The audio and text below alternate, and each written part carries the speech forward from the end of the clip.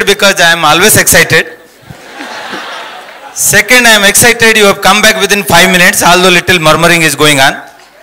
Third reason of being excited is all the panel members are there. They are such a varied and vast experience with so much, experience putting on the table to share their experience and knowledge to you all. And if I talk about the number of experience, all of them having is more than 100 years of experience, let me tell you. So have a huge round of applause once again to all our panel members. Now I hand over the mic to the master of the ceremony to start the journey. We all are eagerly waiting for the much awaited panel discussion on the topic digital leadership. We would like to welcome all our panel members with a huge round of applause.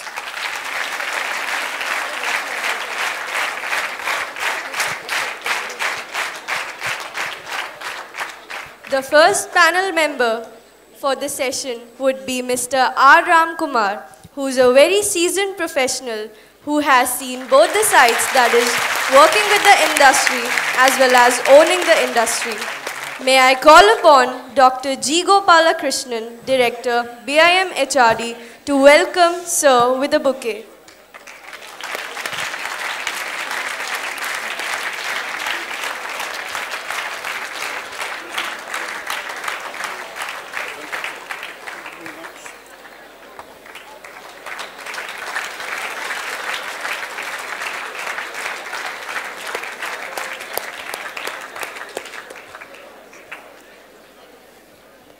May I now call upon Student Manager Siddharth Tiwari to introduce our guest.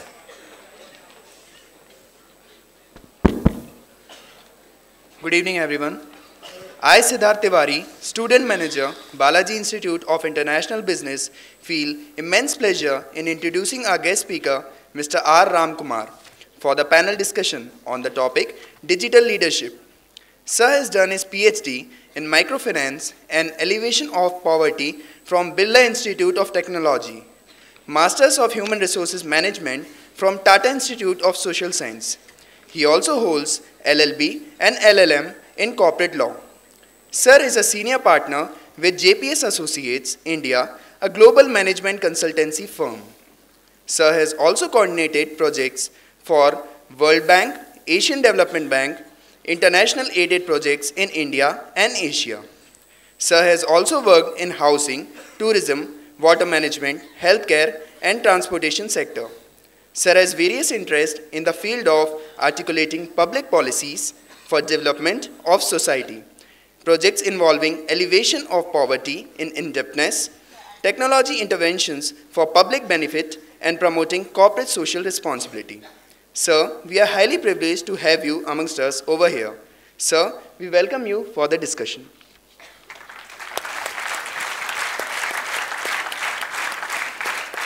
The next panel member for the session would be Mr. Soumendra Roy, Group VP and Head Talent Acquisition, Reliance Industries Limited. May I now call upon Dr. K.K. Velluri, Director BITM, to welcome Mr. Soumendra Roy with a bouquet.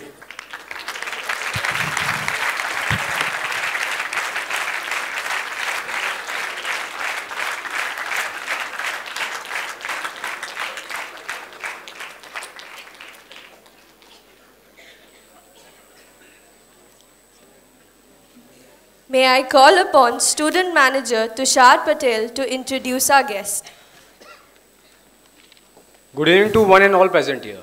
I, Tushar Patel, Student Manager, Balaji Institute of International Business, feel honored to introduce amongst us Mr. Soumendra Roy, Group Vice President and Head Talent Acquisition, Manufacturing and Technology in Reliance Industries Limited. Sir has joined Reliance as a management trainee and has a total 27 years of work experience in Reliance. Sir worked as a head HR of petrochemicals, polyester, and went to become overall head of HR. Sir was given the responsibility of head HR for RTG Group and set a benchmark for other HR teams in Reliance. Sir is a heading talent acquisition for manufacturing, technology, and R&D. Sir, we are highly privileged to have you here amongst us. Thank you. The next panel member for the session is Dr. Deepak Deshpande, Senior VP and Head HR, NetMagic Solutions. May I now call upon Dr. Archana Srivastav, Director in charge BIMM, to welcome Dr. Deepak Deshpande with the bouquet.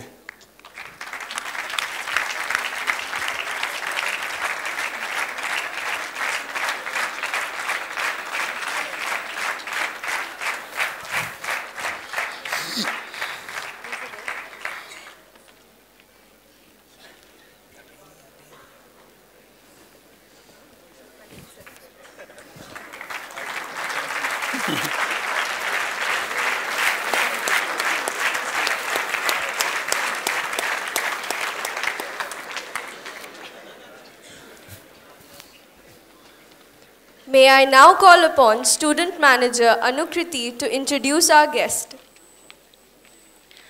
Good evening, ladies and gentlemen. With extreme pride and honor, I, Anukriti Pandey, Student Manager, Balaji Institute of International Business, take this opportunity to introduce amongst you all Dr. Deepak Deshpande, Senior Vice President and Chief Human Resources Officer, NetMagic Solutions.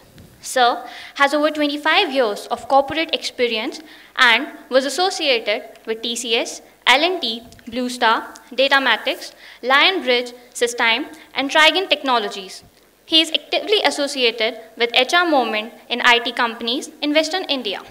He is a past president and mentor of HR Infotech Association and currently on the Governing Council. Sir is also on NASSCOM Steering Committee for Western Region, working on diversity and inclusion. He was on the Board of Executive Committee of National HRD Network, Mumbai chapter. Sir has completed his PhD in management. He is also postgraduate in electronics and is a gold medalist.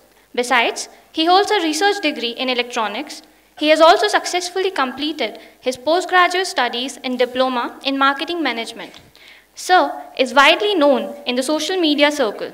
He loves music and is a well-known singer, both with HR and Rotary fraternity. He loves writing and public speaking. He has won several awards for his excellence in HR, that is, HR Leadership Award from World of Congress, Best HR Leader Award from Star News, and many more.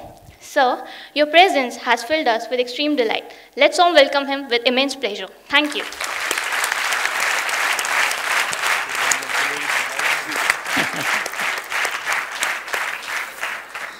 The next panel member for the session is Mr. Amol Gupta, Director HR, FIS Global.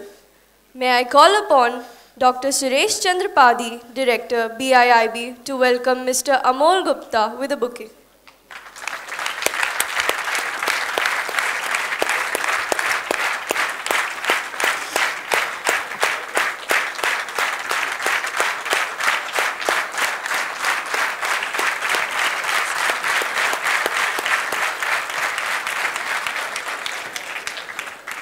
May I now call upon Student Manager Swati to introduce our guest. A very good evening to one and all present here. I, Swati Patwari, Student Manager, Balaji Institute of International Business, feels honored to introduce amongst us Mr. Amol Gupta, Director HR of FIS Global. Sir born in defense family, schooling from different parts of India, graduation from Delhi University and post-graduation from Symbiosis Institute of Management Studies. Sir has an experience of 15 years in human resource management and has worked with different industries, financial services, IT product company, pharma and biotechnology. He has specialities in strategic human resources, talent strategy, organization development, human capital and employer of choice branding, performance management, general management and leadership transformation. He plays a major role in FIS, which is a part of IT product industry and market leader in financial sector. Sir brings rich experience in core HR practices.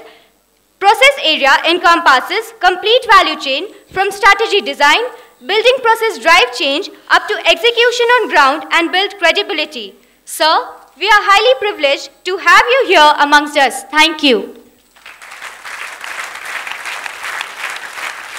The moderator for today's session would be Mr. Bijender Vats, Director HR, MSD India. May I call upon Professor D.S. Kadam, Director, Projects and Alumni Affairs, to welcome Sir with a bouquet.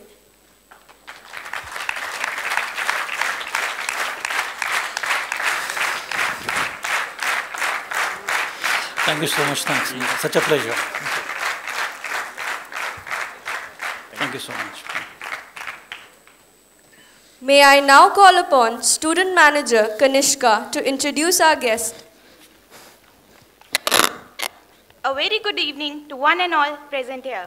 I, Kanishka Bansal, Student Manager of Balaji Institute of International Business, feel immense pleasure in introducing amongst you all Mr. Vijendra Vas, Director HR, MSD, India, a multinational pharmaceutical major.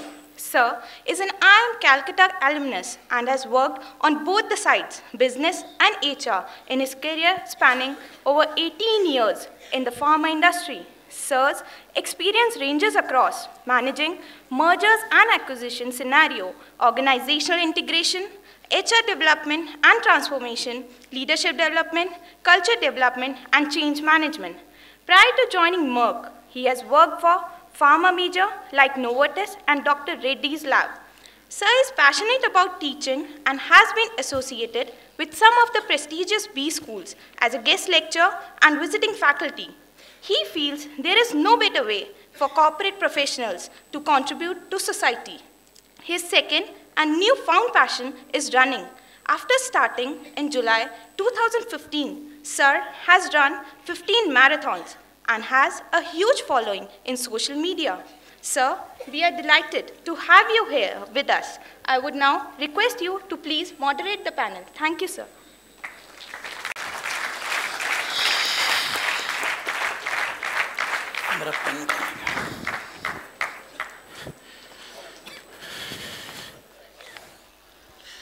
Hello everyone.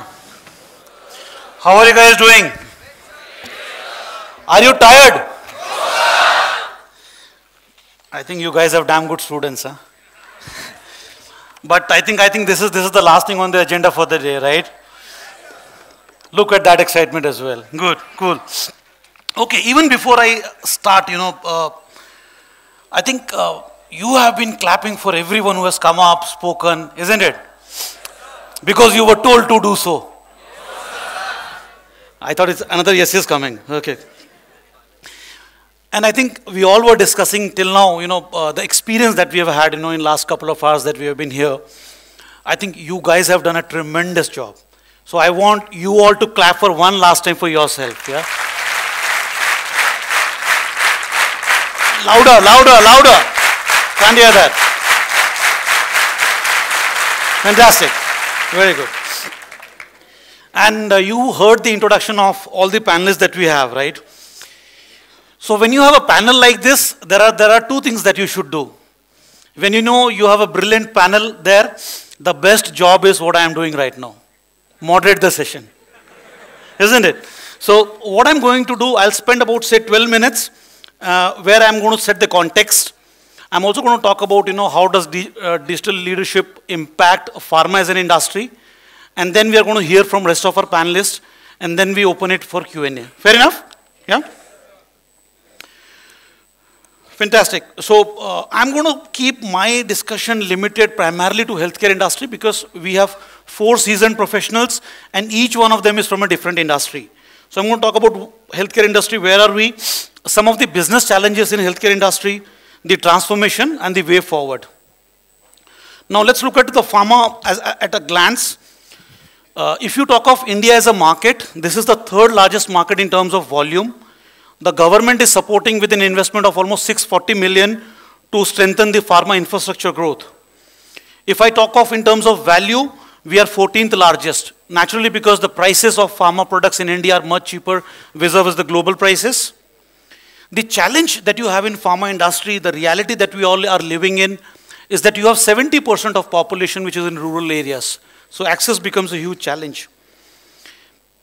And finally, when you talk of 2020, the Government Department of Pharmaceuticals aims to make India a major hub for discovery. If I talk of demographics, 17% of world population is with us, isn't it? I don't know how many of you know, but by 2019, we are likely to overtake China as well. Yeah. 51% of Indians are millennials, and again there is an expanding middle class population. If I talk of pharma industry, 28 billion probably is the projected figure by 2020. And again, if you compare it with any other industry in this country, this is one industry which continues to grow. For a simple fact that illness, ailments, diseases are going to grow, right? So there is no way that pharma would shrink. Even today, you know, when you look at pharma as an industry, it continues to grow by 10%, 11%. There is hardly any factor that impacts the negative growth of pharma industry because the illness continues to grow. In Indian pharma industry, it's a very, very regulated environment. Getting an approval for new products and all those things, that's a big challenge in pharma industry. And pharma has a major challenge because the unions that work in pharma industry are pretty strong. Now let's move to, after a background of pharma industry, let's look at, you know, when you talk of digital challenges in healthcare industry, do you think digital challenges are there? Why will you have digital challenge in pharma industry?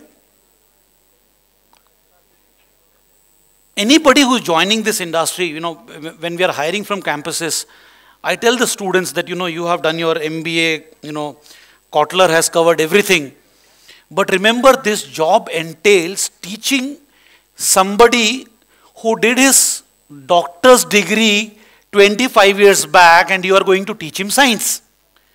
So the same gentleman, you know, when you talk of digital challenge, you know, change of technology and all that stuff, it's not all that easy because you are meeting a customer who is much more learned and experienced than you. Now let's quickly look at the challenges. First and foremost, I think talent itself is a challenge. Talent itself is a challenge for pharma industry primarily because, you know, today people in best of MBA colleges are looking for jobs that are good, and that good means comfortable, right? So talent for sure is a challenge. The other one is the complex business model. You may want to, you know, revolutionize the entire pharma industry with digital challenges, changes. Now, what is the challenge that you have? You have three different stakeholders. You have a customer, which is a doctor. You have a stakeholder, which is a distributor. And then you have something called as a company. The challenge that you have is when you talk of digitalization, all three need to be in same level. For example, as a company, you might have best of technology, software and everything.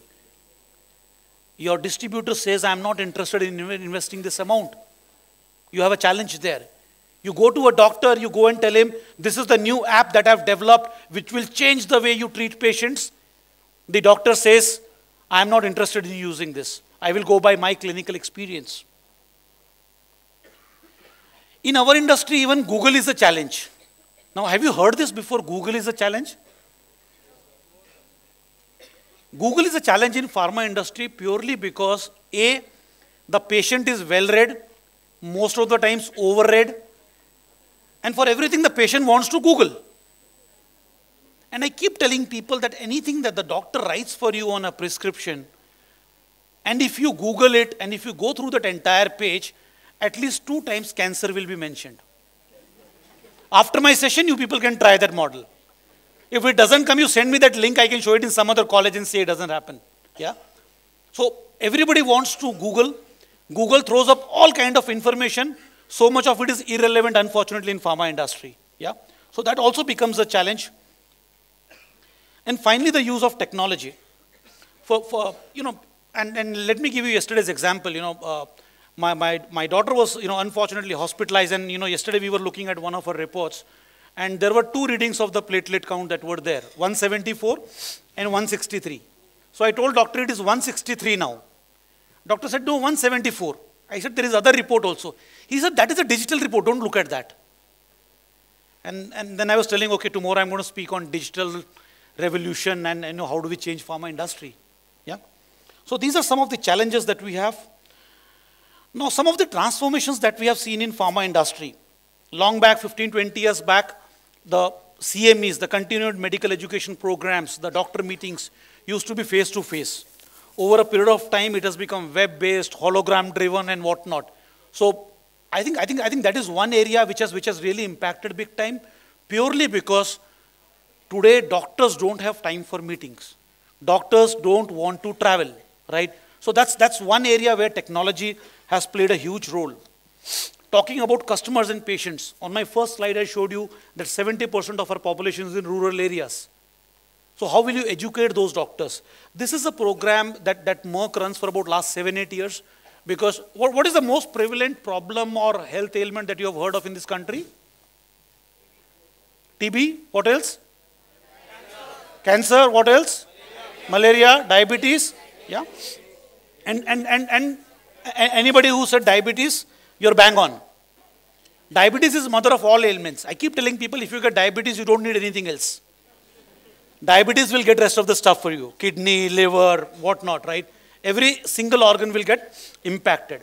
70% of your population is in rural areas, where doctors do not know what are the latest trends in treatment of diabetes. Yeah? JADE is a program where we use technology of educating more than 3,000 doctors on how to treat diabetes. So that's one digital revolution which has impacted pharma big time. Unividis is again a platform where the doctors can post their questions, queries, studies, trials that they want, which we support. Sparsh is a unique program. Sparsh is a program where we support the patients to manage their diet. For example, when you talk of diabetes, or when my friend was introducing me, she was talking about running. By the way, I run. Because when I was walking here, I was just wondering, some of you might be wondering, can this guy run? And at any point of time in my life, if I create a website, it will be called Anybody Can Run. Yeah. So Sparsh is again, more around educating patients on diet. Why? Whether you talk of running, whether you talk of diabetes, 70% of treatment is with the diet. So again, use of technology to educate patients of what to eat. If you don't eat properly and if you take your medications properly, you will continue to live with diabetes or with any other ailment. Diet is the most important thing. Antimicrobials Stewardship Program is a program where we have an app where we educate doctors to decide which antibiotic to use. So they put all the microbials there and they get the antibiotic, which antibiotic has to be given. So these are some of the innovations at customers and patient front. Talking about people, gone are those days, and more so talking to your generation, where everything was class-based. Everything has slowly, over a period of time, moved to web-based. If I look at my industry, in 80s, we had physical detailing, where a person would go meet a doctor and use a hard copy. They moved to visual aids, they moved to laptops, iPads, and currently they're talking of, holograms being used beyond 2020. So that's the reason such a positive impact on the healthcare industry as a whole. The future trends come in, computing everywhere. We have the IoT, the 3D, these are the future. Flexible business models. We will have to invest and use the digital transformation to build people capabilities. We will have to invest in product innovation. We will have to keep looking beyond our industry, beyond our scope to learn more. And of course, we need to build a culture of digitalization. While we say technology will do this, technology will do that, you will hear my panelists as well. It is not easy. In any industry, it is not easy. It is easy to design, but very difficult to execute. Yeah. With this, I think what I'll do is, I'll move back to my panelists, and what I will do is, I'll request them to share for a couple of minutes their industry perspective. How is the digital revolution, impacting your industry? Yeah.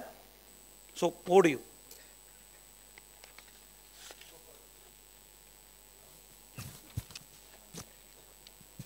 We can have the mic here. Yeah. Your mic there. Over there. Thank you, Vijender. Good evening. This is Ram Kumar. Now, he's just given me 2 to 3 minutes to wrap up what I wish to say this evening. Now, I want the slides to be displayed on digitization on the phone. Right. Now, let me quickly tell you the range of impact of digitalization in our lives. Just imagine you are a pilot of a fighter jet in the middle of the night at 12:30 when the weather conditions are very bad and you are 30,000 feet above sea level. You have a target to bomb. You are all alone in the cockpit. And there is carpet bombing going on you from above. The surface-to-air missiles are chasing you from all over. You have very little time to accomplish your mission and get back to your safety. It's a horrible time in your life where you have to choose between life and death. It's at this time that technology overtakes your human thinking. The dashboard on the fighter jet is an embodiment of God. It is going to guide you. It is going to determine every single second of your life on how to move forward. That is the power of technology. At that moment, technology will tell you what you should do to save yourself, your aircraft, and your mission. Now, what is this all about? It's all about crunching data. It's all about crunching data in the shortest possible time. It's all about crunching data in the shortest possible time with 100% accuracy. It's all about crunching data with 100% of time, with 100% of accuracy to ensure that you get the right results. It's beyond the human mind to compute on real-time computation. That is the power of digitization. Today, billions of dollars are being invested by companies across the world to harness the power of digitization. Okay? I'm sorry I'm not digressing. I'll just take a couple of minutes. The overview of the thought leaders of digitization is best summed up in a small slide which I think I should project to you. These are the top 10 tech predictions for 2025. The entire world is working towards how to make these happen. They're in every part of your economy and life. This roadmap is going to touch. Okay? Now, you have the lifestyle changes, the kind of technology that is going to overtake you. In healthcare, corporate, big data, 3D printing, cloud computing, Internet of Things, and what have you. Today, from such a complex situation as I mentioned to you a minute ago, let me also come to you on a few common examples where real-time data is going to help in terms of digitizing impact on your lives. Now here is a company, we are doing consultancy for that company in digitization and in big data. It's a pharma company based at Bombay. Now, sorry, okay, I'll get back to that, maybe sometime later, but right now I'm talking about a mall, which you normally enter in a day-to-day life, buy a lot of things, a lot of people go, buy a lot of things, they get back. Now, the analysis of this data, that means if you have the right data, it will tell you that out of 100 people, 60 of them buy toothbrushes, and over 80% of this 60% would buy toothpaste. Then you can come up with a marketing plan to say if 60 and 65, if the toothbrush and the toothpaste are made into one single package, and you drop the price by about 10%, the possibility of the sales going up by 40% is going to be a reality. Now, what is all this? This is predictive analytics. Today, we are talking about data and predictive analytics, which are going to determine the digitalization world. Bijinder, a little while ago, touched upon healthcare. Now, today, each one of our hearts are beating. Each one of our pulse is working. It's all data. Data is life. And analyzing data is going to be the future of digitization. Okay. So please, I think I would like the next slide. I'll quickly run through 2 slides. The next one, please. Oh yeah, okay, you have it here. Yes.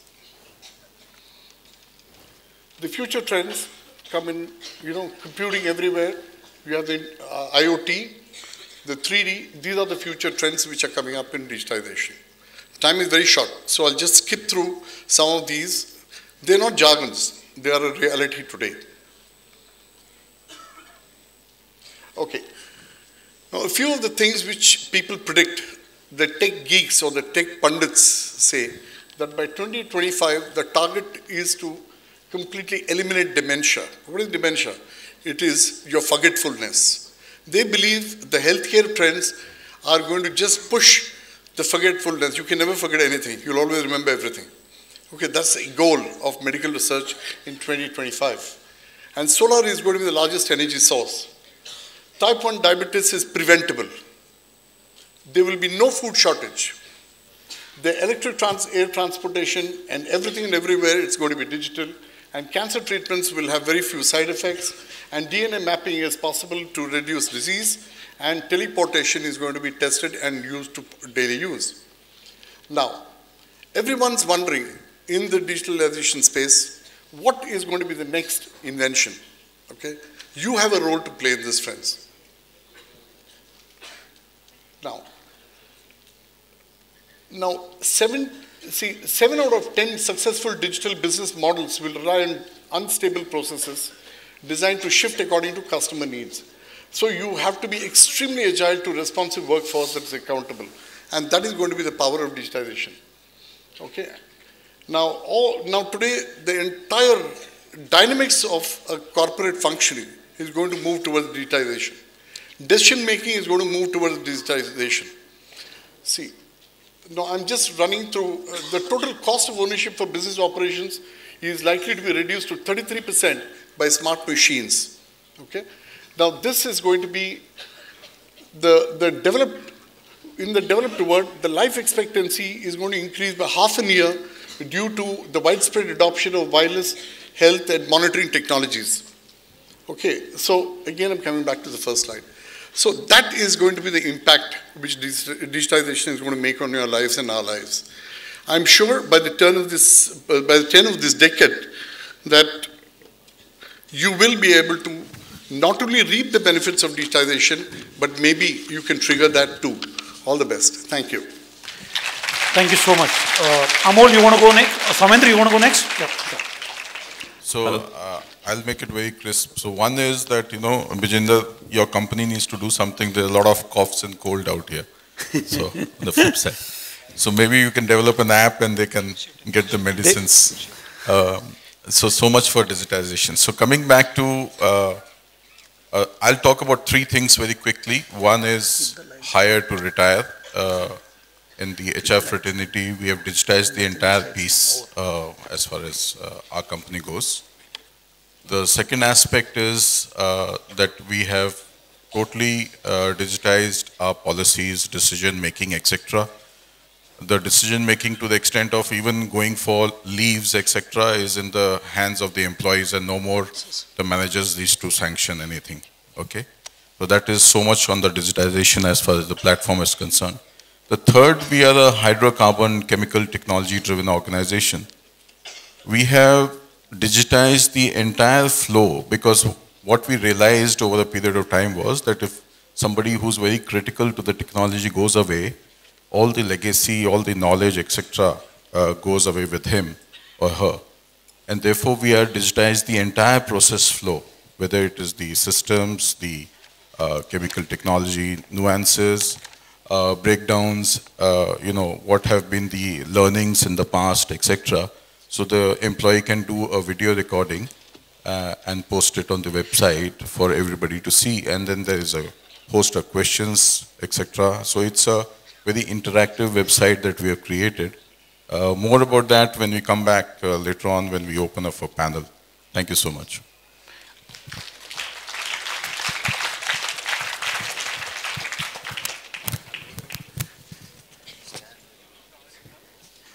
Come, Dr. Deepak, come.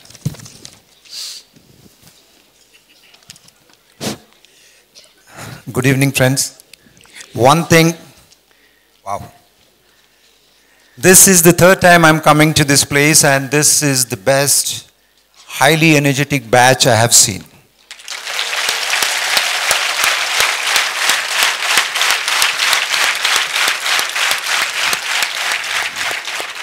Your energy is absolutely infectious. One lesson I have learned after coming here, since the time I arrived from at 2 o'clock, is how to be patient. After a long time in Bombay, you don't get to relax like that. Anyway, coming back to the topic today, you must be wondering what is digital leadership? Why are we talking about it? How is it relevant to all of you? Have you wondered about that? Yes? Okay, great. Digital leadership in layman's terms is simply the ability of an organization to use technology to meet the business goals. It's simple. Ability of an organization to use technology to meet the business goals. And today when we talk of technology, there are technologies like, let's say, cloud, e-commerce, social media, Internet of Things, mobile computing. What else? Mobile banking. Pardon me? VDN, virtualization, mobile wallet, excellent. Today you may not realize how it is impacting our lives. But imagine, just keep aside your telephone or WhatsApp for say about 4 hours. Keep it aside. Imagine how restless you will be.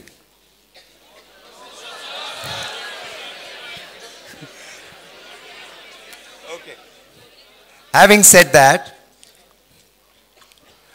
these technologies are defining our lives. They were entered into our bedrooms. There are companies like Googles of the world, Amazon, Microsoft, Oracle, Twitters, Facebook.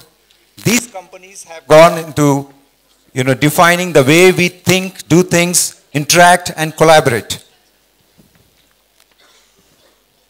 So, you cannot exist without them anymore. Life around us is going to change. Today we are going to discuss how and why. And why it is important for all of us to be hands-on, appreciate and see how we can be a digital leader, not only as a professional in our organization, but also in our individual lives. Thank you. Thank you so much. Amol. Yep. Thank you.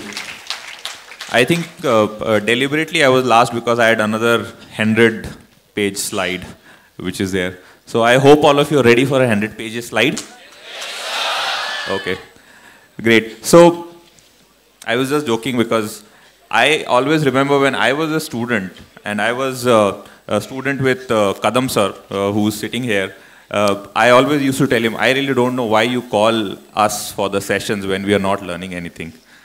So I always remember those words when I used to tell him. So when he asked me today morning that I hope my students would be learning something from this session, I started thinking that, okay, what I need to do so that you guys start thinking. I think a lot of other panels have talked about what is the kind of technology which is going to come up. I am an HR profession, so for me, I started thinking that let me not talk about technology because already there are a lot of people talking about it. Let me talk about you yourself. What are the things which you think you need to do so that you are able to survive this digital piece which is coming up for us in future? I can tell you when I was in the school, I have never heard of cell phone. Today you can't imagine it. But today I'm using it. What is going to happen when you will reach to an organization and there would be new things? I am thinking that cell phone will be out. There would be something else. You can use your hand and maybe speak. So what do you think? How you are going to survive the technology which is going to come up in 5 to 10 years?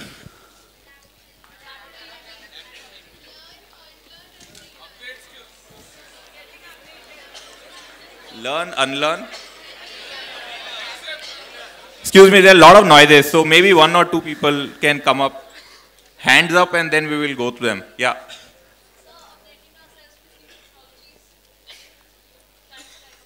Sorry, upgrading yourself. Updating yourself. For how long you will update? Microsoft comes up with a new version every second year. Okay. What else do you think? According to me, there are only three things which will help us or me. I can only talk about me. I can talk about the 17, 18 years of experience which I have. One is think big.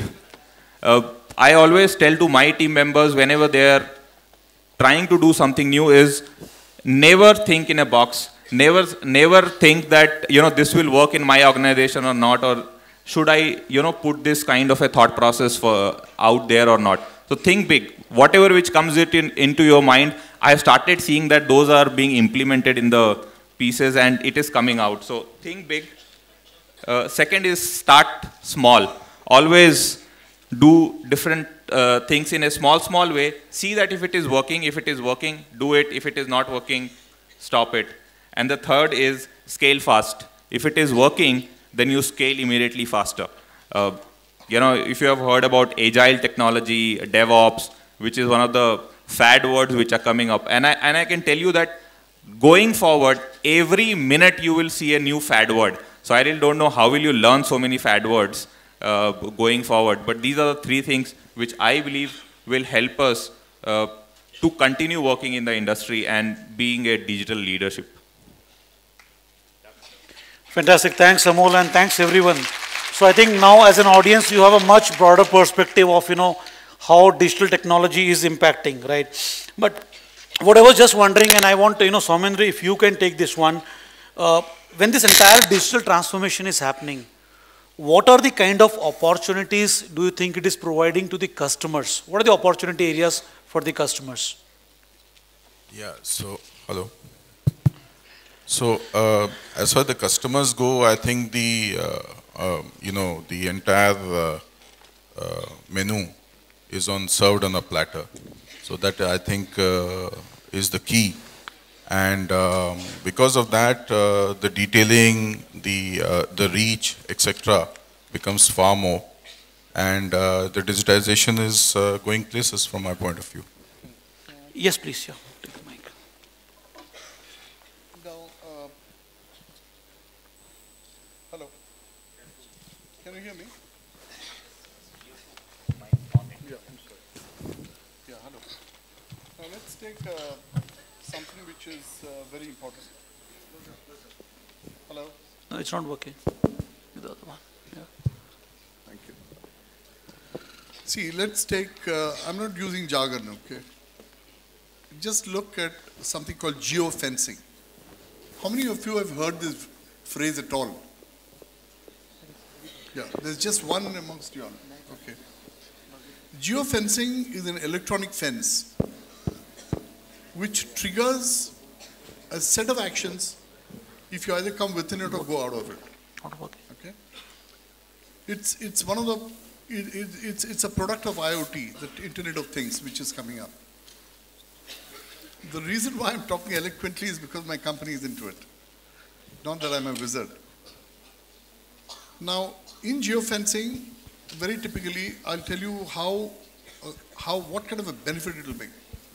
India has got crowded roads, very little traffic control. Here is somebody who's very seriously in an ambulance, and the ambulance has to rush through that last golden hour to reach the hospital. Geofencing will give a trigger message to the policeman in the next junction to say, here is an ambulance coming within 10 minutes from now. Please keep the road open for the ambulance to pass.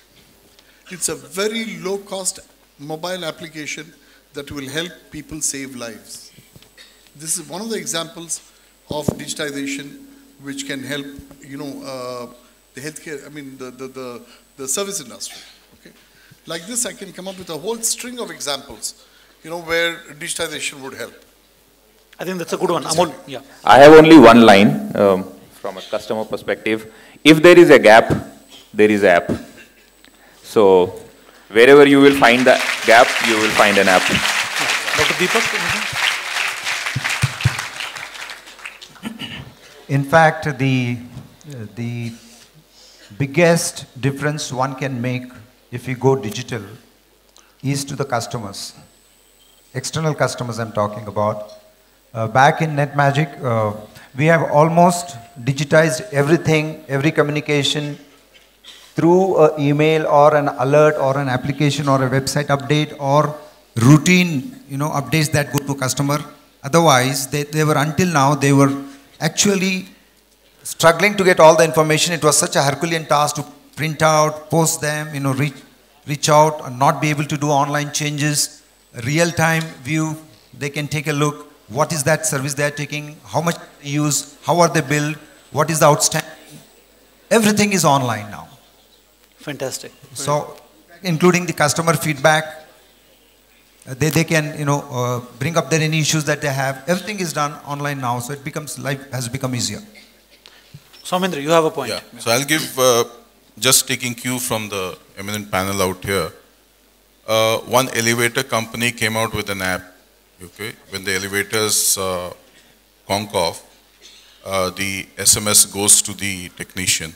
Okay, so-and-so elevator in this particular place needs to be repaired. Another one, I visited in New York, a restaurant. So while the meal has been served and you are waiting for the bill to be given, the app comes up, the screen is already there, the iPad, and you need to rate the dishes. So I asked, why you need to rate the dishes out here, what I ate. And he said, depending upon the customer interface, we always take out some dishes and introduce the new ones. So that's another very good example of why, what is the reach of digitization to the customer. Fantastic. Thanks for sharing that example. Just a quick one. Third one. Yes, please go ahead. Yeah. Third one is that, emergency call, a lot of companies now are going for apps where emergency calls where the employees are stuck because of various reasons. Could be an accident, could be an emergency, security issues, etc. The response team of the local company tied up with various vendors, etc., reach for the help, etc., for the employees in distress. So that is another way. Fantastic. Can I add another one? Yeah, one short one. Yeah. See, this is about the medical records being transferred and global opinion being taken by using digital media. I think it's already happening in large hospitals and metros. It's likely to happen in even smaller hospitals in rural areas. I think that should be the major focus for concern. Fantastic. Thanks for adding that. So you all are clear that all these disruptions are happening, right? Going forward, the reality is these digital changes are going to happen, right? You have the leadership, you have the capability. Now my question to my eminent panelist is, how are leaders in your organizations reacting to it? I shared one example. A doctor practicing for 35 years, not ready to look at a digital report yesterday evening. That's one of example. What I want to hear from you, Dr. Deepak, Amol, feel free to chip in as to how are your leaders in your organization accepting or reacting or not agreeing to this entire digital disruption. This is not specific to NetMagic, but every company where I have seen the company has gone implementing certain applications and pushing on the digital wave. It's a fundamental human issue, and that continues to be there. Sure. People don't like changes, number one. Yeah. Number two, so the resistance will be there in certain quarters. True. Secondly, it's very important to be clear about why am I automating a process? Where am I introducing digitization? What are my objectives? If you're not clear about the objectives and the approach, sometimes you end up becoming very ambitious. More often than not, I've seen the leaders, the CIOs, CTOs, or the specialist technology wizards on the directions of the business heads. They become very jealous. They want to control the entire thing. They think that this is like it's going to be a weapon that will give them so much power to control everything. So they become over ambitious and complicate a simple process. Absolutely. Digitization is primarily to make life easier. But because we become so ambitious that we introduce process within process, it is like, on a Maruti 800 car, you are putting a Mercedes engine's weight. True. So the automation fails. So you have to be very clear. So the second challenge I would say is keep it simple, baby. Fantastic. Very good. Right. Amol, you have a point. Permission, I wish to lift the bar.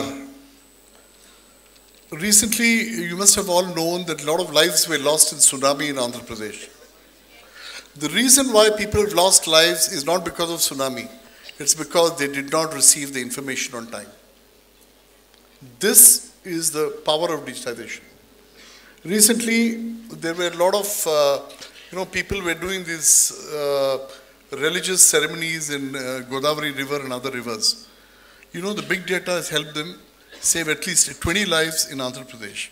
This is the power of digitization. A lot of villagers across the country where I visited have told me very clearly that because of the prediction of weather by the local meteorological companies, a lot of crops were being saved. This is the power of digitization. Thank you. Yeah, thanks. Amol. Thank you. One, definitely, without the digitization, things are not, we will not continue to be there in the market. Either, you change yourself or you are out of the industry. So, few of the things which we have done, one is we have started something called reverse mentoring, which I think a lot of people know. So, any freshers, let's say, comes from Balaji Institute, they are being tagged along with a senior person, and they need to, teach their senior members that what is the new Facebook, what is the new LinkedIn, and these kind of stuff. So reverse mentoring is one thing which we have started doing. The second is, we actually have few mentors whom we have taken, and Harsha Bhogle is one of our mentors. And one of the examples which we take all across is that if you see the Indian captains, the cricket is something which is there in our DNA day in and day out. Everybody understands cricket much better than any other piece. So we talk about what are the things which Dhoni or Ganguly has done. Why under their leadership team, the India team has grown, and why not with anybody else? So Harsha Bhogle comes and he talks about what is his experience, his personal experience with these people, and what are the leadership qualities which they have brought into the Indian cricket team, which is helping. So these kind of thought process we are trying to bring in, which helps the leadership team to keep updating themselves. Fantastic. And Amol, just speaking on from there, the challenge we have is, most of the people at leadership level are fairly senior people, right? And technology advancement that we have is something which is next level. And there is a huge gap there in terms of their own understanding, their own competence, right, of why digital leadership is important. So maybe Soumendra, you may want to start because you are from talent acquisition space, right, as to what organizations are doing to improve the competence of leaders, line leaders, managers, to ensure that they are open to digital leadership. So, as far as in the last 10 years or 15 years, if you see, Vijender, and it's kind of, born digital, I would frame it, okay? So they are knowing Microsoft, they know what slides are, what is Excel, etc., etc. So data crunching, etc. becomes much more. I am very sure all of them know all those things. Sure. The issue, the senior people which you talked about, the people who came in early 80s or late 90s are going digital, I would term them as. Yeah. It takes time, they are not adaptive to various fast changes that may happen, etc., etc. Sure. Now, while all these things are happening, one specific example which I'll give you is that in my company, what we have done is we have digitized immaterial, whether you are going or you are born, okay? Yeah. Amol talked about the mentoring, train the trainer. So there are youngsters like them who are actually training the senior people. So there is nothing like you need to be graying at the top as far as your head is concerned. to become the leader. So everyone is a leader. Okay? Absolutely. So we have gone away, we have broken the shackles in terms of, what training is all about and gone leaps and strides ahead. Digital, why? Because I think that's the need, and to reach out to various verticals, various people across the world is not going to be easy task, and therefore digitization I think is the key going ahead. So all system processes, now somebody could be doing the 3rd generation, somebody could be doing the 4th generation, 5th generation. So like so one of the panelists said that Microsoft updates every 2 years. So that will be, there will be a lot of applications which will come into play. The thing is that you need to choose the best, what is suitable to your organization, and move forward with it. Absolutely. I think that's the... Very well said, very well said. Dr. Deepak, anything you want to add? The question was on digital. The question was on, how do you improve, what kind of steps have you taken to improve the competence level of leaders and line managers who have to accept this entire digital leadership concept? Sure. Before I answer that, I would like to share a quick result of a survey analysis done by Capgemini along with MIT in US. They have studied 120 big global organizations, and they found out that while the journey to become digital largely is failing primarily because of lack of skills, number one. So we work on skills, technical skills. Absolutely. Number two, surprisingly, is 55% of the digital efforts, they fail because of the culture issues. True. So therefore it's very important, that's what we do also at back in NetMagic. We will work on creating, training people on those skills, number one, in-house. Number two is cultural awareness, changing the culture so that we walk purely digital. It is not doing for the sake of doing. So that means a lot of engagement, a lot of awareness, a lot of support, lot of recognitions and rewards given to people, and showcasing them the benefits of this, how it has helped the organization. So these two is what we do. Along with that, there are also, the programs are launched in a very well thought manner. Like I said, start small, but see whether it's really, and talk about take the low hanging fruits, make it work, tom-tom about it, reward people, right? And go to public and explain to them this is how it has impacted the business. It's creating more of, champions to take up more and more projects digital. That's what we do. Yeah, Amol, for you, I just want to add one more aspect, and then I want you to comment. Most of the times we see, whenever you talk of digital leadership, when you talk of high technology apps, general perception in the population is that, this is something which will cut down the jobs. This is something, excess use of technology, I may not be required. So many times you see a lot of insecurity, unhappiness in the employee population. So as an HR leader, Amol, how do you address these things, that technology is for your benefit? It is not to cut down cost. Unfortunately, most of the times people say high technology, high funda game means, reduce the number of people. So how do you address that, Amol? The benefit for me is that I come from an IT industry. So all the leaders need to be equipped with the latest technology, and the kind of innovation which is disruptive innovation which is happening around the world. I don't think the jobs will be cut down, because yes, there is few people who are working on what is the current requirement, but there is a huge number of chunks. So we call it run versus change, if you have heard about this. So run is that what is required currently, and change is what is required in the future. So we are actually moving into intuitive, interactive kind of a future where your gesture, your mood and your gaze is going to do the things on the app. Today you will have, normally today what happens is you go on the app and then you use your fingers or something like that to do the activity on an app. The future is where you think about it and the app will do it. Okay, so we are actually moved into interactive kind of an interaction development. where there is a huge chunk of our people is already working on it. So there is a run and a change. So people know that if they are into the change piece, it will come into run. And those who are on the run piece, once that technology is not required, they will move into the change piece. So in my industry, currently the cut down because of that technology has not happened much. Not much. Fantastic, I think. And if I can just add, Amol, to what you said, our industry, which is Soumendra, little traditional, the moment you bring in more technology, the people will start saying all these things, I think one methodology which we have adopted and many pharma multinationals have adopted is, asking your leaders to drive the change.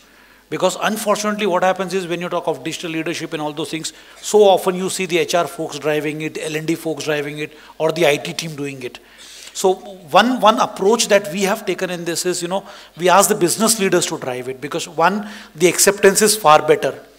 Second, the employee also knows, if I have to say no, I have to say it to my boss. And it is not all that easy in corporate, right? So I think getting the sponsorship of leadership is another method that we have adopted. Anything, sir, you want to add? Yeah, one little bit. There are two issues here. One is technology adopting for use and users being adopted for technology. Both are important. Remember one thing, all technologies are being idiot-friendly. The word idiot-friendly means the easier the technology, the faster is the imbibing capability. Now, answering the issue of HR, yes, the job profiles are going to change in the next 5 years. It's a consensus across the world. The jobs may multiply, but the nature of jobs will undergo change. With the induction of robots, with the inductions of, Internet of Things, yes, the job profiles are going to change.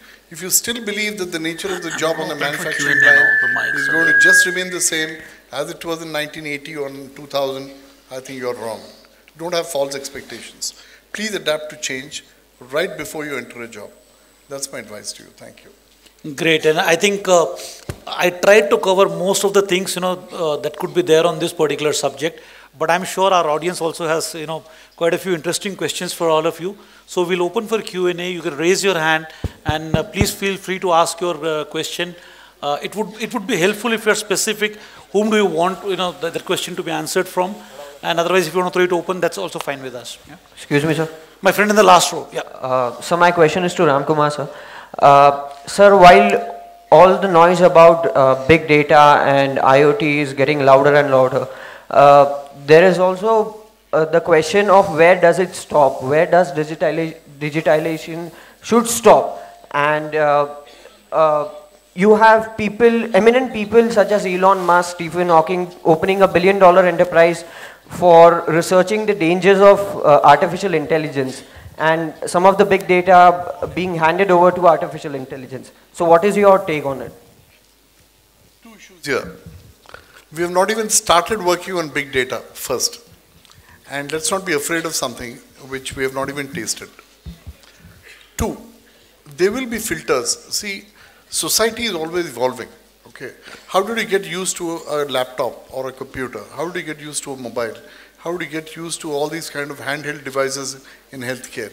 So society also will get used to it, as long as it is user-friendly. No interruptive technology, mind you, not disruptive, interruptive technology is going to be accepted. This is the thought of tech leaders worldwide. All right? So I feel that let us not be pessimistic and let's be optimistic of, after all, technology is a tool. Okay, and who's going to use the tool? You're going to use the tool. So I think we want to use the tool which is going to be helpful to us. I think that's an approach we should take. Thank you. Good evening, panel members. My question is directed to Kumar sir again. So you mentioned about geofencing, wherein the ambulance could get a free corridor. Also, I think it is also known as green corridor, wherein the ambulance can go freely without any traffic hindrance. So given the poor conditions of Indian roads and the lethargic attitude of the police towards the queries and the lack of technology available in the police stations, how future-oriented or how far-fetched is this technology for India across the country? Thanks for the question. see, the entire effort is for improvement. Okay? Even in the United States, geofencing is just a very, very marginal player right now. But they see a tremendous amount of utilities if you tie up the backend with big data or data analytics. Okay? So for policymakers, definitely these interventions are going to help in terms of making policies. One such policy also would be to make a corridor for the ambulances. But a beginning has to be made somewhere. Okay, and here is a technology intervention which could help. All right, it depends on the way in which we operate it. I think that will answer your question. Thank you. Let me add something. I think you missed out on something very important, which is us in this, because the people of India, we lack a very important piece, which is called social skills. Okay, how many times if the ambulance is behind our car, how many times we will give the side? So first is social skills which need to be improved, which is a much bigger or important piece to do rather than the the government or money. Because if the social skills will improve, the rest of the things will improve. And what I have started seeing is that the people actually, because now my kids go to school, so the social skills are being now taught, which I don't believe have been taught to me. Which I have learned, when I went out to a different country, to a developed country, there I learned a lot of skills. But today the best thing is that it has started being taught at the school level. So I'm hoping in 10 to 15 years, there might be at least 5% social skills would be there on the road and things will improve. So Amol, just a quick one. Social skills, we are very good when we go abroad. Okay, we demonstrate, we follow the rules. We don't spit, we don't do a host of activities. As soon as you are back in country, you throw the cigarette, you start spitting and doing. So I think it's a very valid point. The paradigm shift has to happen when you yourself start doing it. The problem is you lack the confidence because others are doing it. So I think that confidence needs to be inbuilt in each and every one out here and in the country. And then we can think about other things. Quick reminder, I'm very hopeful. I'm an optimist. Just remember how silently but surely smoking in public has been gradually minimized in public places. I think it's a power of our society to do if we decide that it should be done. Great, next one. A very good evening to all of you. My question is to Vijender sir. Sir, talking about the pharma industry, if say there are two companies, say Abbott and Pfizer, and if they have to sell a common salt, say Nimesulide or Cetirizine, what companies do, they try to bait the doctor through the foreign trips or the money. If a sales representative is not able to fulfill that, the target, he tries to give the money through his pocket or under the table. So what do you think this process is right, or what should be done to eradicate this process? Because my dad is in pharma, I don't agree with him that the money should be put in from the pocket to the doctor to fulfill the targets. So what's your point on it? Fantastic. I'm glad you asked this question.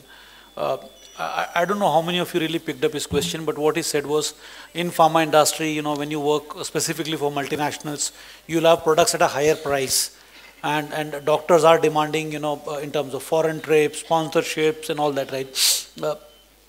Very quickly, just to share an update with you.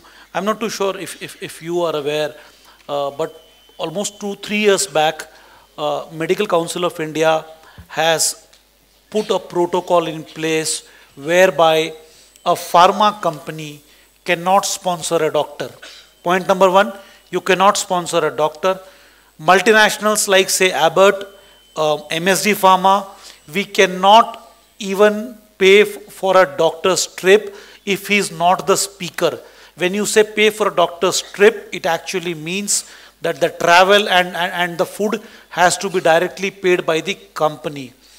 Point number 3, coming to sales representatives not being able to meet the targets and then paying out of pockets and all. If you ask me very honestly, and I've been on business side for about 10 years, at the end of the day, whether I work for a multinational, whether I work for an Indian company, it's a question of my values. It's a question of my values.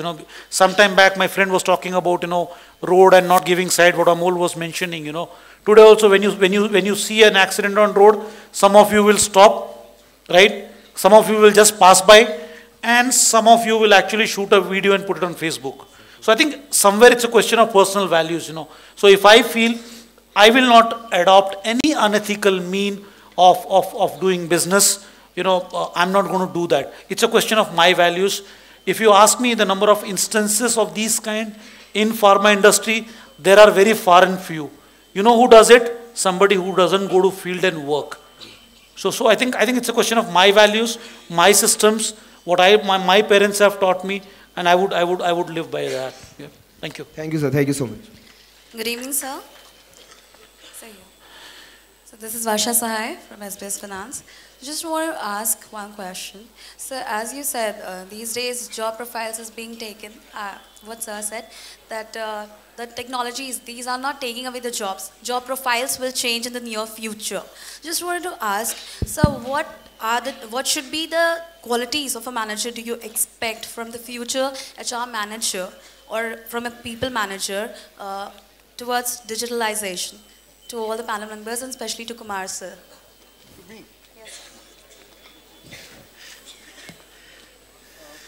See, it's like this. I think the future of technology is 90% of HR managers have to look at a scenario where the employees need not have to come. I'm talking about the non-manufacturing areas, where they can sit at home and they can do the job. And you must have systems in such a way that the efficiency, the control, or whatever that is required to be an employee of a company is maintained. I think that's going to be a challenge for HR managers, okay? Because companies without boundaries, I think, that's going to be the future for technology. For me, I think there would be no HR managers in 5 years of time. In fact, you should look today itself. Today there are no HR managers. They are called business partners. So until unless they are working with the business, they would be required. Otherwise, they would not be required. And according to me, HR managers are not required going forward. Let me just add a quick one to this. 1 minute. No, 1 minute.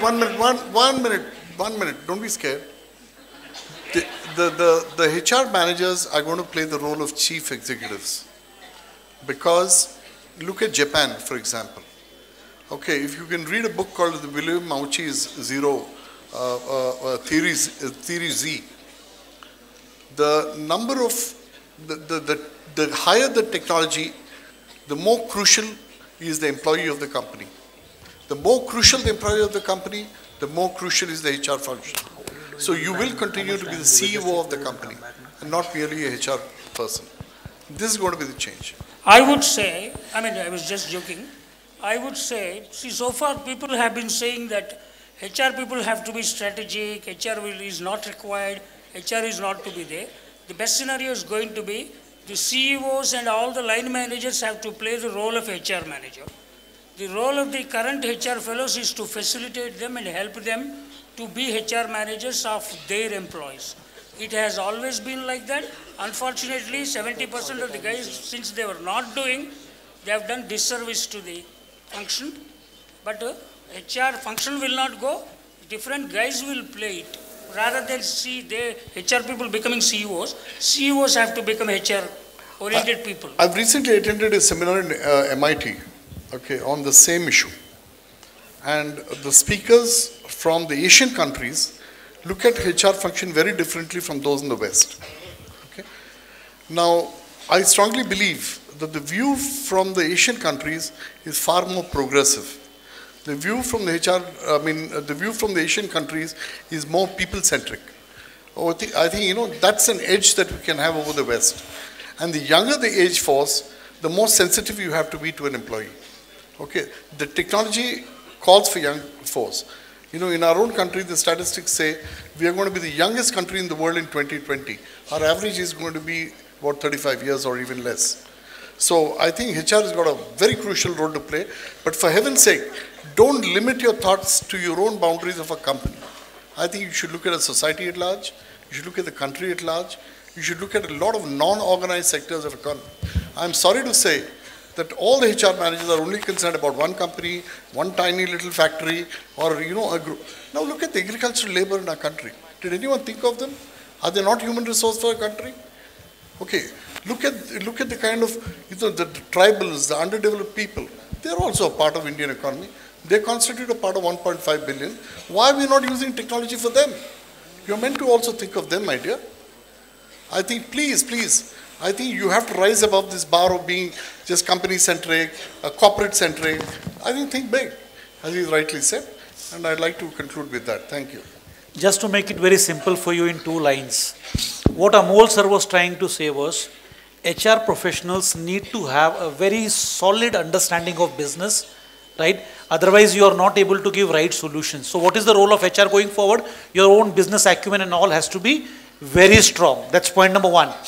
Point number 2, what sir said from there, he said that at the end of the day, going forward, employees, and even today if you ask me, employees see their manager as first HR. They always go to them first, right? So manager has to understand HR more and HR has to understand business more. Does it look simple? Because you had a very confused look. So I was like, are we teaching you too much? Yeah? Super. Thank you. Next question. Excuse me, sir. Excuse me, sir. Sir, here. Sir, here up. Sir, because of digitalization, the higher level people like the IT engineers and all their jobs won't get cut off because they will anyways invent new technology, new apps. But what about the lower level manual work people? What about them? What about their jobs? Last year I went Germany. So in that hotel, I stayed one night, but I didn't see one also worker out there. The checkout was wholly mechanical. Like there was a box like an ATM. We had to put a booking number, and the key of the room came out. So no receptionist, no one. So what is your take on this? To be very honest with you, I couldn't hear you. So if you can just repeat very quickly in a couple of sentences, yes, I'll be able to respond.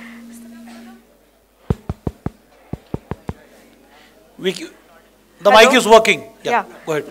Because of digitalization, the higher level people like the engineers, other technical people, they are doing very well and they will invent new apps and other things. But what about the lower level people, who does manual work? Because hello? I got you. Now let me answer you very clearly. Okay. You're raising a major societal issue. Let me respond to you. See, there are 3 levels of existence, in future. One will be the educated class, the qualified class, and the skilled class. Okay. Now, today, our whole economy is moving towards the skill. Why is the Skill India program initiated by our Prime Minister? It's primarily because of answering your question. If technology is going to change the profile of our country to move into more technology-driven or a higher skill-driven kind of jobs, the lower people should not be left out. So we are moving towards the skill development in our country. And remember one thing, in the United States, the school dropouts are far greater than even in India. Okay? So for India to go to the next level of advancement, we need to have research and development, which we are ignoring. So the real degree holders or people who do very well should concentrate on research and development. And then the mid-level people will be the people who will be the technocrats. And then the lower level people are going towards skills. This is going to be the roadmap as we move forward. I think if you do your own self-analysis, you will be a useful citizen of the country in which way or the other. Thank you. Yeah, my friend there. Yeah. Good afternoon, respected panel members. I'm Sunil Karmur from IB Finance. So, sir, we have been discussing that the digital change is on our plate, and we have been discussing the digital challenges and the solutions. So, sir, my question is that we have missed out a major chunk of the challenge which we are going to face, that is the breaching of social security of sensitive information. while we are going to be digitalizing all form of our activities in the organization, one of the major issues is the social security breach. So we as the young managers, how do we tackle up with this situation, and what do we expect in our future upcomings? Dr. Deepak, you want to take that?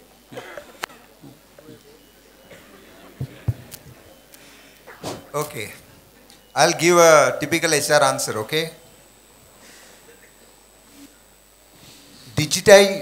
Any digital effort will also have a huge security aspect built in it. If you go to see when cloud was introduced, one of the biggest concerns many people had was that the information is not going to be secure.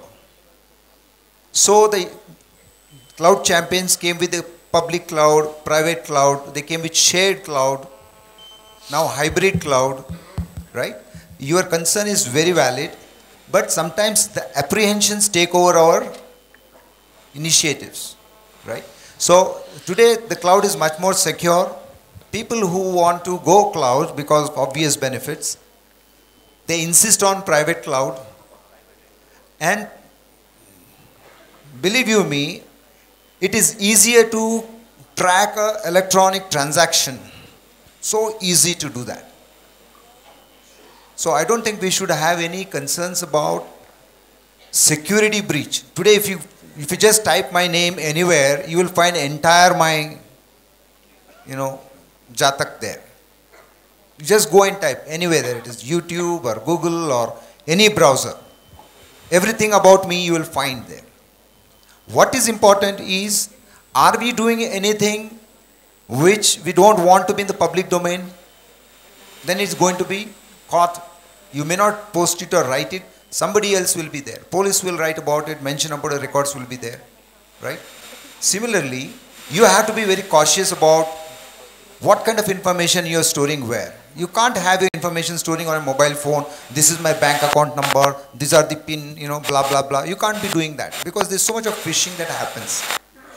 So it is risky to walk on the road because of the traffic or drunken driving. So it is also risky to be on a cloud kind of thing. I remember when I was a school growing kid, there was a debating topic that was given to us. Should we ban buses because, they can cause accidents? Imagine such a topic existed then. Buses because it may cause accidents. What if it gets in the hands of a madman and he kills? And that in fact has happened in where? It happened in France, I don't know where, some country. So it's very important. So social education is important. We should not stop ourselves from embarking on the journey of growth and prosperity and technology. We should take all the precautions that is possible, that we can take. Everything we may not comprehend and visualize today. But as things happen, we need to build in those checks and balances. Thank you. Let me add a bit on this. I think the issue involved is far deeper than just merely a small issue. I appreciate your question. Let's take an issue called genetic coding.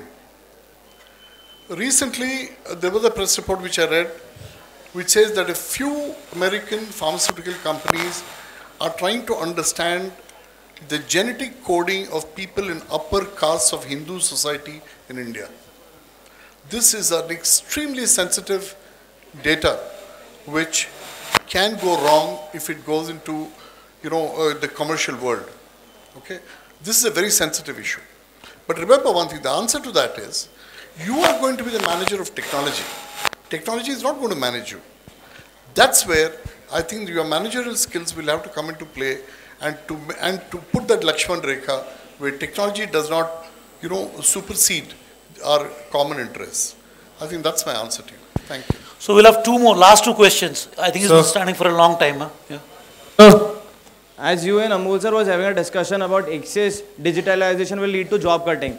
So I want to need your opinion on a practical situation. There was an app by the name of netmeds.com that was helping in online delivery of medicines at 10% discount.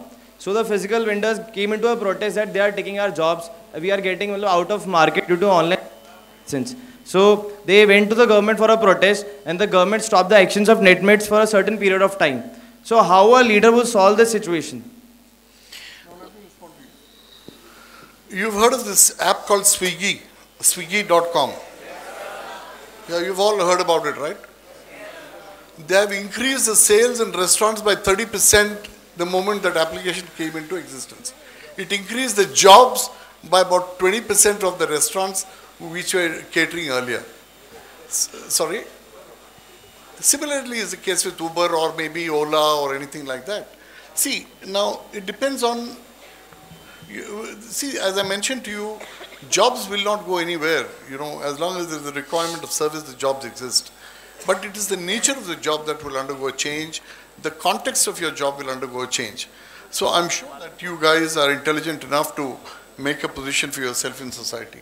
Sir, over here. If I can just add to the specific thing that you asked, when you talk of online sale of medicines, online sale of medicines is not equal to online sale of food or online sale of a coupon or a dress, isn't it? Because your health and your life is involved. The reason it is a little sensitive area and the government is taking time to give approvals as to online sale, what can be done, what cannot be done, is for a valid, simple reason that many of the medicines which have side effects, right, can lead to loss of life. That's the single reason. Second thing, a lot of medicines, particularly in neurology side, psychiatry side, are also used as substance abuse. One of the biggest sales for a couple of medicines, and I'll give you very generic medicines so that you understand, two products which gets sold maximum in this country, in Punjab, are what? They are Corex and they are Iodex. And people in Punjab, I'm sorry to say, do not use Iodex to remove pain. It is applied on a bread and consumed, right? So it's a very sensitive thing of what can be sold online, what cannot be sold online. That's one. Second, look from a patient perspective. In India, the challenge you have is, we all have this habit of self-medication. You would not believe, we see 20-25% of people having diabetes taking a medicine on their own.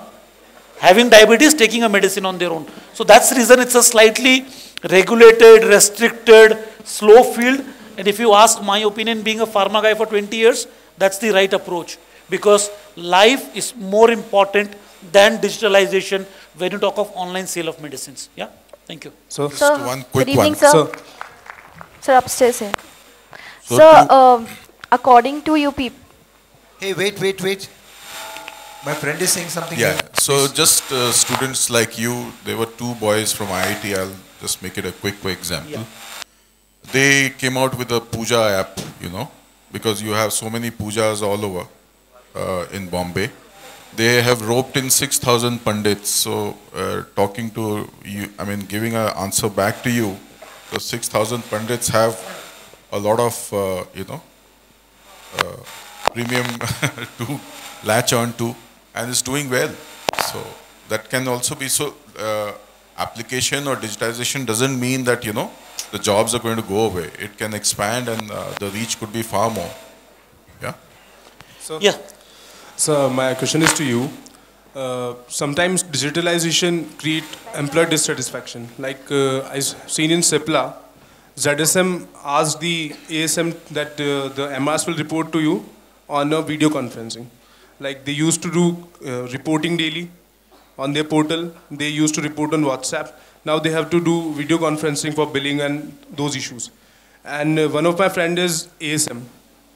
And two of his team members left, citing this reason that these things are too much. And they joined a new company. So how a company tackle these things? What you have raised is a very valid question, that what happens if your manager is using a technology just to track whether you have gone to the doctor, are you there in field or not. Let me add one more point and then respond to it. Today, we see a lot of companies also developing apps where when you meet a doctor, when you report a doctor, it also captures the location. For example, if you are reporting a doctor in Hinjewadi, so when you report the doctor, report goes that you are in Hinjewadi, right? That also happens. Now, if you ask me honestly, these are one or two aberrations that are there.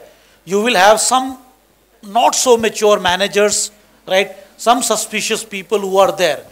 But despite that, the technology has to come.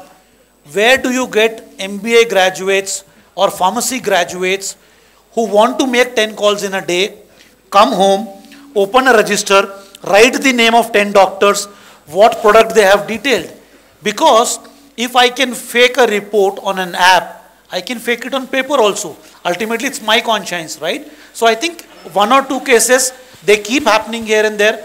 But if you ask me, the technology is for our benefit, because it also helps the managers when they have to do the analysis of their coverage, their reach, the product exposure. It becomes easy. So it saves their time also.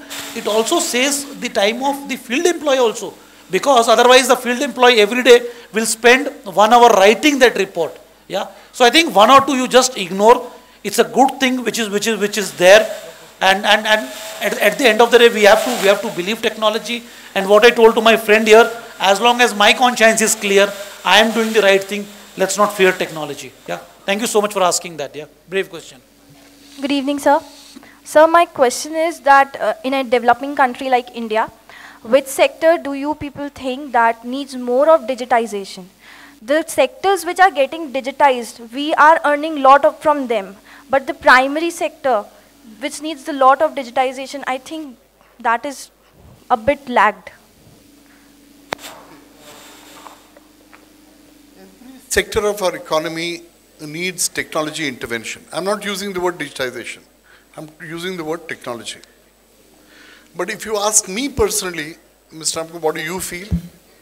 I strongly believe that weather forecasting is the area in which we need technology. Today, look at the lives that we have been losing on a daily basis, either because of floods or drought, our livestock, our greenery, I mean the flora and fauna. Look at the kind of loss that we are incurring. I think that's a very high priority for us because there's nothing more expensive than life. Now, this is my comment to you. But technology is required everywhere. Thank you. Dr. Deepak, you had a point? I have a big point to tell you. Fine. Hojai? So, just a response to you. When they have, Balaji has, conventions like this, in the auditorium, it is necessary for the students to show up their attendance. So they have a finger reader there. It's going around. So you can imagine to where you can use and when you can use. So don't be... Having said that, I think you guys made us wait for 4 hours, so we will make you wait for 2 more minutes. Yeah, one last question and then we're done for the day. Yeah. One last question. Good evening, sir. Good evening to all the panel members here in front, sir. My question is related to yours, ma'am. I'm just trying to locate Miss India. Okay. So the major part of our country live an average life and are not updated with technology. How would digitalization reach this sector of the society? I didn't understand the question. So the major part of our country live an average life and are not updated with technology.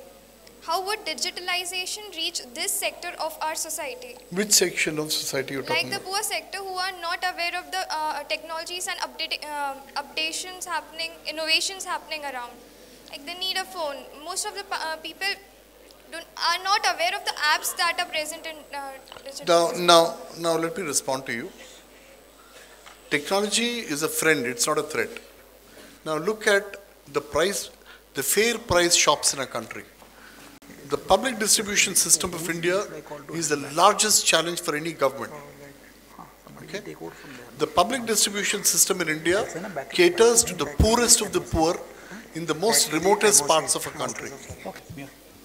Today, technology mapping is done. How?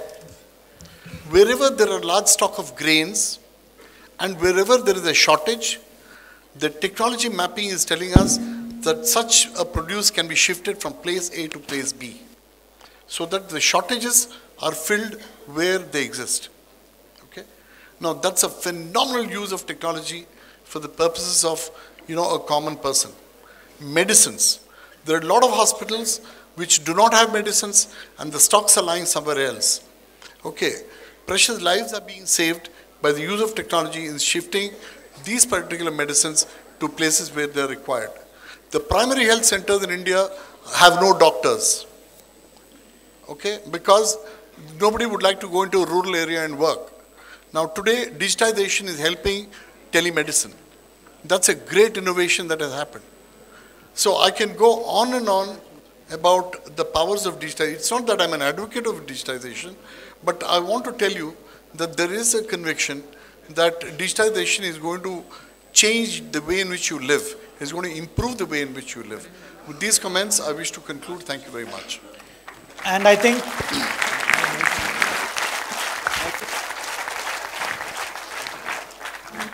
you know, we keep attending this on various forums, but let me tell you very honestly, and I'm not saying because you all guys are present here, but in terms of audience, in terms of the quality of questions that you people have asked, a big round of applause to all of you.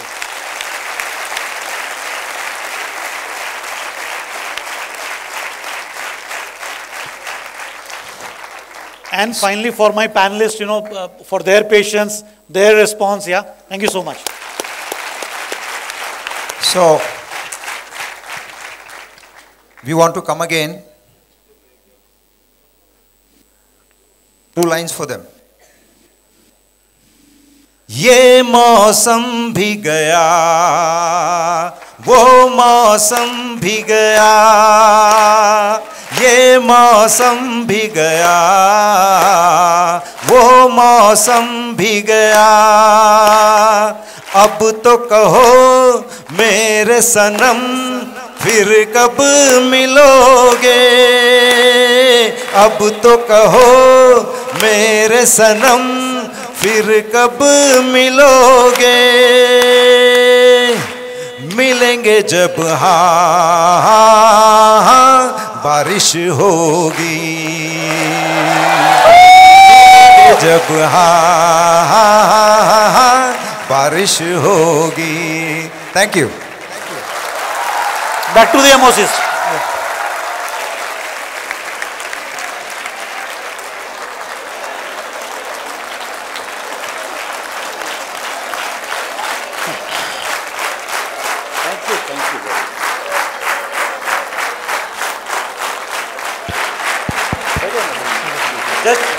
Just 1 minute. Thank you, sir. We had a wonderful session. Lot of information and ideas were discussed and were highlighted on the topic digital leadership.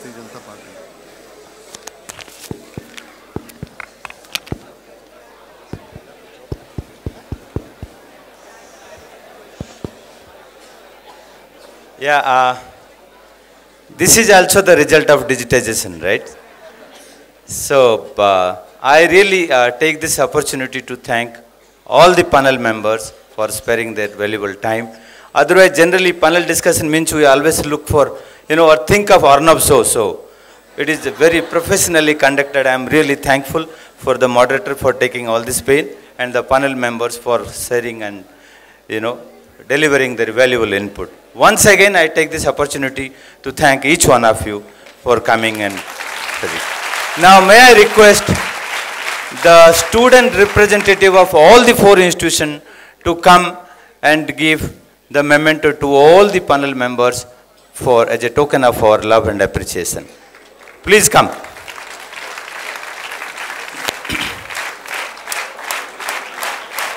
Can I have a huge round of applause all the students? It is such a wonderful experience. The first time we are experiencing like this, let me tell you.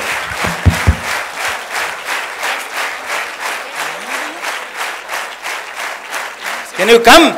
Or shall I invite you again?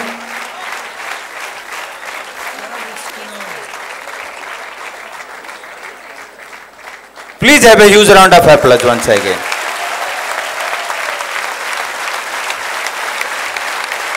All the 4 students, can you join?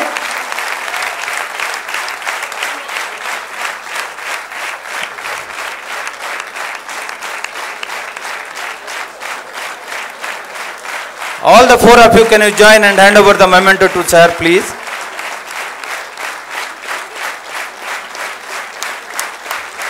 The boys should not be left behind. You also can come. Otherwise, the girls are dominating.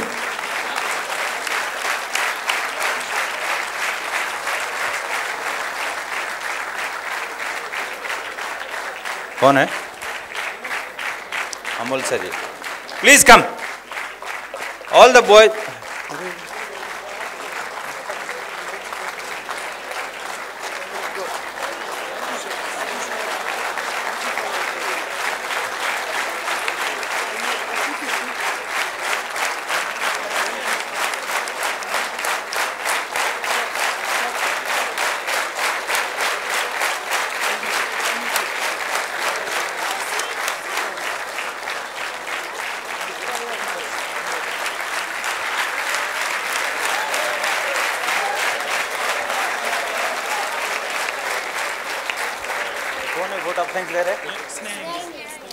May I request student Sneha Engle, please come and share the, deliver the vote of thanks, please.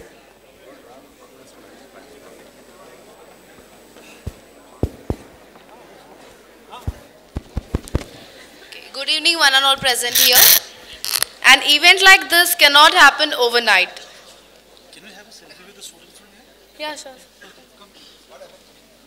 We wanted to have a selfie with all of you, huh?